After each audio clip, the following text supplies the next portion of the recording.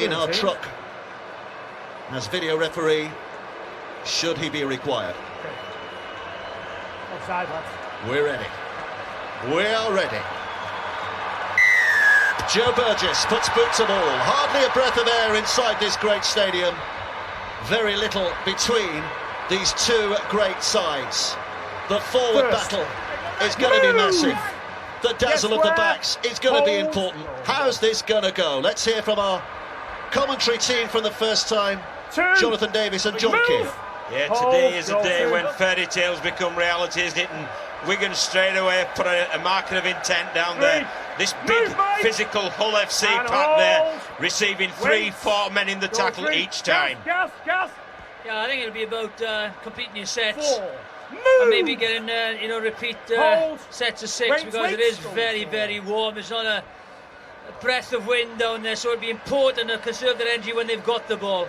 5. I think Hull are going to be, or rather Wigan are going to be reasonably content with the way this set has gone so far, because they have restricted Hull's go this forward. big physical Hull FC pack there, receiving 3-4 men in the tackle each time. In the arms.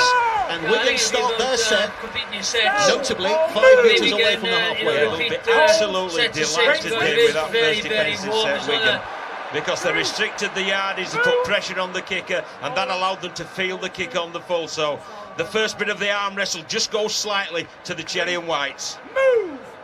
Liam Marshall takes it in. Reminder, Tom Davis, heartbreakingly from his point of view, ruled out half an hour before kick-off because of an ankle injury. So Liam Marshall, who wears the number 35, comes in. So Lachlan takes it in. This is the 6th, so Williams puts it high. Mahe Fanua is back in his own in-goal area, and that's significant because catching it there gives Hull a tap on the 20-metre mark, and 7 tackles from here. Yeah, but they won't be happy with that kick, just a little bit too far. It's an easy tap and go now for Hull. Well, they invested all the energy in restricting the goal forward, and they've let them off the hook. They received that kick in the in-goal area. The first tackle is a 0 tackle, then the 6th tackle commenced. So they'll be real disappointed with that, and here's the result. And it's a great run out of dummy half by Jamie Shaw, and a quick play the ball as well has got Josh Griffin travelling forward. And Hull are moving within striking range with tackles in the bag as well. Wigan looking to restrict. Danny Houghton shifting it to Albert Kelly with his little dancing steps and half an offload, but he can't get it away. So here's Houghton, last tackle in the set. The kick is from Sneed into the in-goal area. He's overcooked it. Very safe take by Anthony Gelling, and it's Wigan's turn to get the tap back on the 20 and the extra tackle. And here's Marshall looking to get on the outside and dodging back again. It just shows how important the kick is at the end of the set, because it gave Hull the platform, and the Hull back 3 of Shaw, Fanua and Talanoa are brilliant running the ball. They give a platform for their forward, and there was 100 metres there that they gained. Do you put that down to adrenaline? The extra couple of yards on each of the kicks at either end? Well, they're just 2 poor end of sets, aren't they, from both teams, and that will be one area of the game that the coaches will want fixing up pretty imminently, because on days like this, that extra tackle means so much. It's Frank Paul Nuasala trying to get to his knees so he can play the ball as quickly as he can.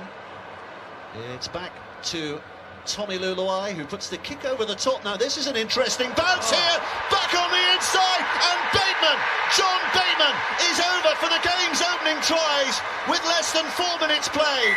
That was a kick that had some intent to it and had the skill attached to.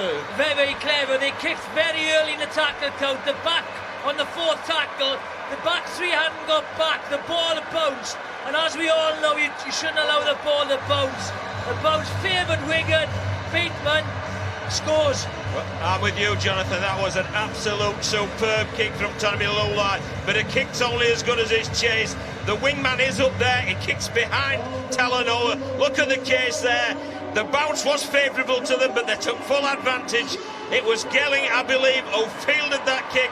You see there, the ball bounces, it sits up as Gelling receives it, and he's got John Bateman chasing enthusiastically there to cross the try line. What a tremendous kick from Lurlai, and that's why you should not allow a rugby league ball to bounce if possible. What was their intention there, to put backspin on it from Tommy Lulawai? No, I don't think so. You know, that was just an early kick. They saw that the back three hadn't gone back. The two wingers hadn't dropped back. They hit space. And then once the ball hits the ground, it's anybody's guess where it's going to go. This time, it favoured Wigan. So Williams ain't taking too much time with a kick for goal as well. And Wigan are already up and running, leading here by 6 points to 0. Well, what a start. If ever there was a demonstration on the importance of the kicking game, this is. They had two poor kicks, both sides, one on each, allowed 7 tackles. That was perfect. It turned Talanoa, it made Shaw work to attempt to get there, and that chase, it reaped its own rewards. What a great try. Wigan fans of a certain vintage will remember a player called Mark Cannon. Do you remember Mark Cannon? I do, yes. Who was involved in the 84 season when Wigan got to Wembley, and he had that ability to put backspin on the ball, as we saw from Tommy Lulawai there. I just wonder whether Lulawai has been working on that. Anyway, here's Gildart. Play on! I'm pretty certain Davey will have been. Move! Go! Lee Radford is sitting back in his chair. Remember, he's mic'd up today, is Lee, so hopefully we'll be hearing the kind of behind-the-scenes emotion from the coach at half-time and at full-time as well. Like, catch it. Catch it. 5! Move, William! Well, they're covering the sidelines this time with the whole back two there. Sam Tompkins cleverly dissects him and puts the ball to the post, just pulling it up short. Great kick from Tompkins. Mahe Whanua. Oh, what a big hit, but he responded in kind. McIlaurin ended up flat on his back. Well, I'll tell you what, it won't bother Mickey McIlaurin one iota, because if he gets knocked down, he does get up again. Just a little bit of a push. He was off balance, he'll tell you. Wasn't the impact. Mahe Whanua is leaving at the end of the year as well, isn't he? Joining the Wests Tigers, cutting his staying hole short for family reasons. Seems to be heartbroken at the fact he has to leave.